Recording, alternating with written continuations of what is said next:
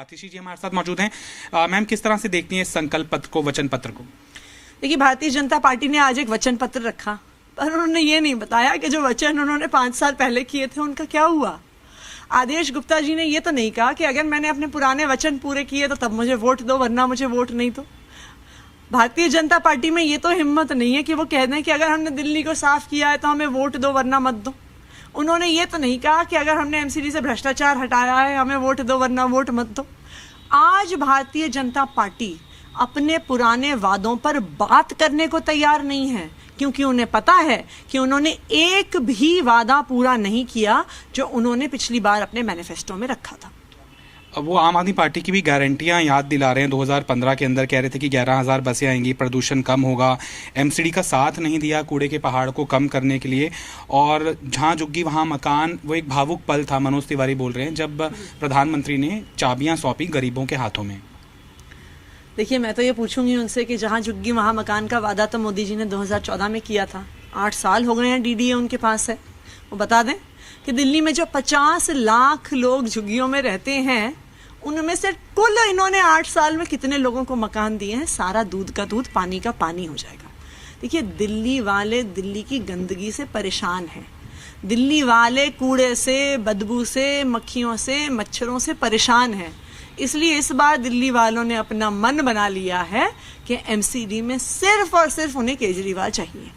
Ma'am, pollution के ऊपर BJP बहुत इन्फेसाइज कर रही है। आपको लगता है कि चुनाव जैसे नज़दीक आएंगे और दिसंबर 4 के आसपास अगर ऐसा हुआ आशंकित तौर पर कि पॉल्यूशन ऑल टाइम हाई हुआ, तो लगता है कि लोगों का गुस्सा आम आदमी पार्टी के खिलाफ जा सकता है? देखिए, प्रदूषण कम करने के लिए दिल्ली की जनता ने हमें 2025 तक का समय दिया है। 2025 में हम बिल्कुल इस पे चर्चा करेंगे, डिबेट करेंगे कि जो हमें 5 साल में हमने वादे किए थे वो पूरे हुए कि नहीं हुए। लेकिन आज तो भारतीय जनता पार्टी को बताना पड़ेगा कि जो वादे उन्होंने 5 साल पहले किए वो उन्होंने पूरे किए कि नहीं किए। मनोज तिवारी जी बताएं कि वो भी एक भावुक पल था जब उन्होंने कहा था कि हम केंद्र सरकार से डायरेक्टली पैसा लेके आएंगे। क्या 1 रुपया भी केंद्र सरकार ने दिल्ली एमसीडी को दिया? नहीं दिया। क्या दिल्ली ढलाव मुक्त हुई? नहीं हुई। दिल्ली तो बल्कि कचरा युक्त हो गई। क्या कूड़े के पहाड़ गायब हुए? नहीं हुए। क्या दिल्ली की गलियां, सड़कें ठीक हुई? नहीं हुई। क्या दिल्ली के पार्क ठीक हुए? नहीं हुए।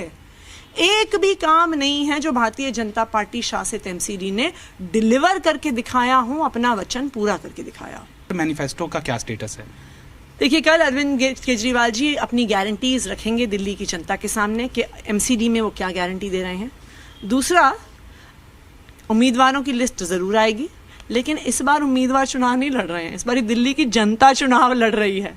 दिल्ली की जनता चाहती है कि किसी तरह से एमसीडी से बीजेपी बाहर हो और एमसीडी में भी केजरीवाल की सरकार आए।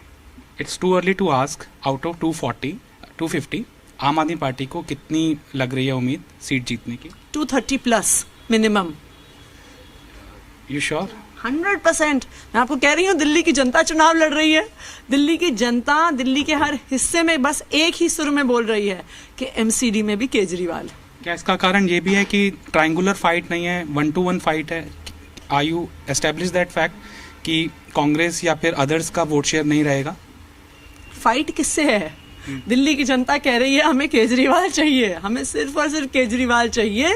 तो इसलिए अब इस बार तो कोई मैदान में भी नहीं है। वीडियो जर्नलिस्ट बलवंत के साथ तरुण कुमार, जी मीडिया, दिल्ली।